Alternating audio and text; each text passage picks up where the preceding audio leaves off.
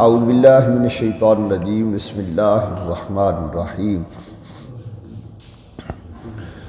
قال هذا فراق بینی و بینک سأنبئک بتأویل ما لم تستطع علیہ صبرا اما السفینۃ فکانت لمساکین یعملون فی البحر فاردت ان اعیبها وکان وراءہم ملک یأخذ کل سفینۃ غصبا وَأَمَّا الْغُلَامُ فَكَانَ أَبَوَاهُ مُؤْمِنَيْنِ فَخَشِينَا أَن يُرْهِقَهُمَا طُغْيَانًا وَكُفْرًا فَأَرَدْنَا أَن يُبْدِلَهُمَا رَبُّهُمَا خَيْرًا مِّنْهُ زَكَاةً وَأَقْرَبَ رُحْمًا آمَنْتُ بِاللَّهِ صدق اللہ مولانا العظیم۔ سورہ کہف کی آیت نمبر 77 سے لے کر 81 تک چند آیات مبارکہ تلاوت کی۔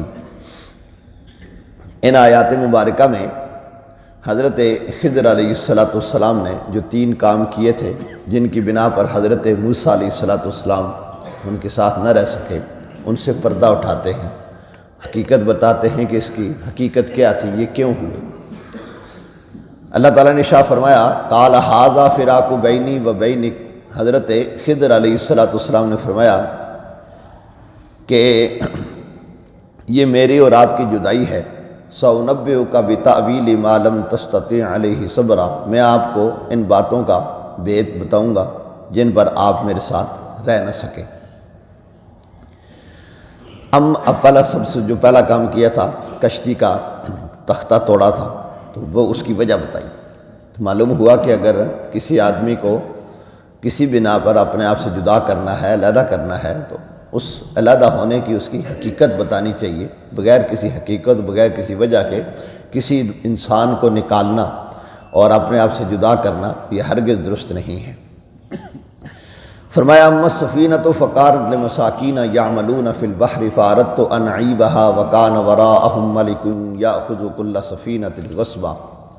فرمایا جو کشتی تھی وہ کچھ محتاجوں کی تھی کہ دریا میں کام کرتے تھے، تو میں نے چاہا کہ اسے عیب دار کر دوں، اور ان کے پیچھے ایک بادشاہ تھا کہ ہر ثابت کشتی کو زبردستی چھین لیتا تھا۔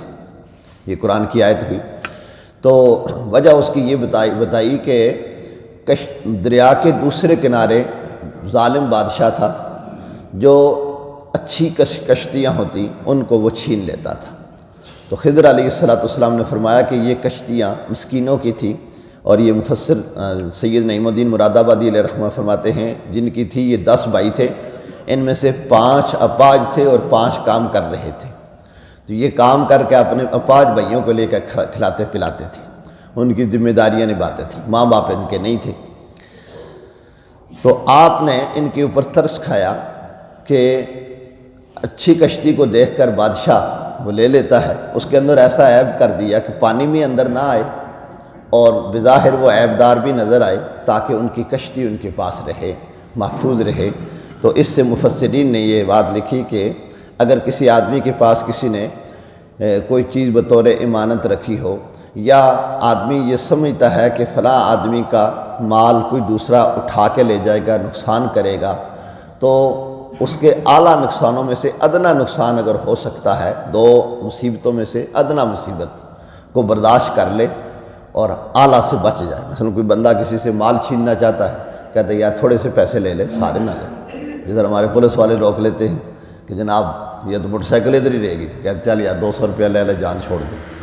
تو گو یہ لینے ان کے لیے لینا حرام ہے، یہ رشوت ہے، لیکن اس کو اپنی جان چھڑانا، یعنی بجائے اس کے کہ جناب وہ 80,000 کی موٹر سائیکل اس کے پاس رہے، تو 200 روپیہ دے کے اس سے جان چھڑا لیتے ہیں۔ تو یہ ہے کہ ایک اعلیٰ نقصان ہوتا ہے اور ایک اس سے کم۔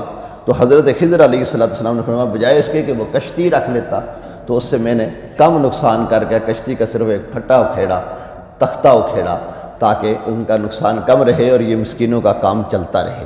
تو معلوم ہوا مسکینوں کی طرفداری کرنا یہ سنت انبیاء ہے، غریب لوگوں کی طرفداری کرنا یہ سنت انبیاء ہے۔ اور نبی پاک صلی اللہ علیہ وآلہ وسلم نے ارشاد فرمایا اعن اخاک وان کان بالصوت، فرمایا اپنے بھائی کی مدد کرو اگرچہ تمہاری آواز کے ذریعے سے ہی کیوں نہ ہو۔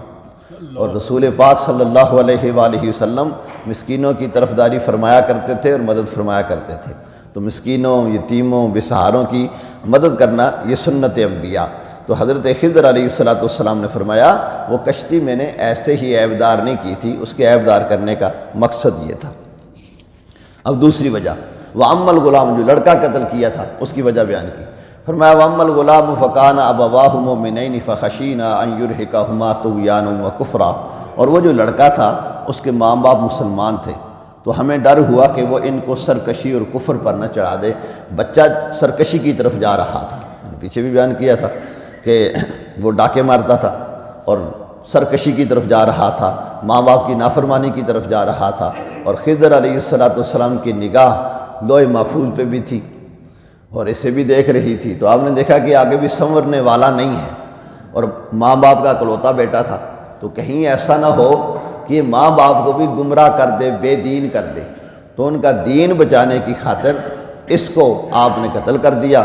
اور فرمایا فَأَرَدْنَا أَن يُبْدِلَهُمَا رَبُّهُمَا خَيْرًا مِّنْهُ زَكَاةً وَأَقْرَبَ رُحْمًا، ہم نے چاہا کہ ان دونوں کا رب اس سے بہتر ستھرا اور اس سے زیادہ مہربان انہیں عطا فرمائے۔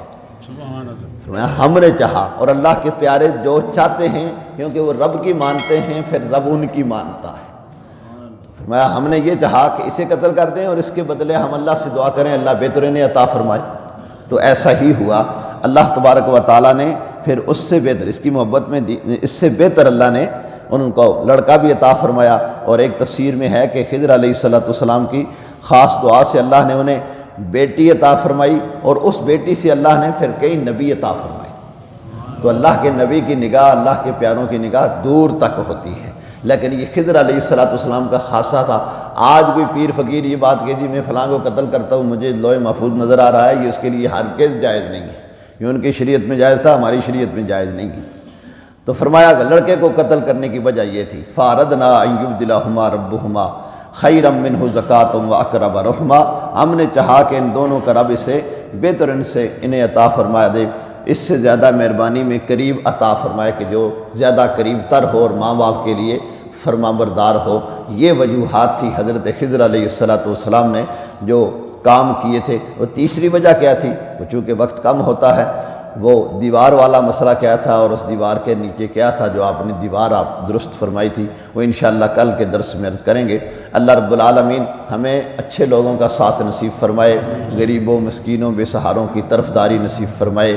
وآخر دعوانا ان الحمد للہ رب العالمین۔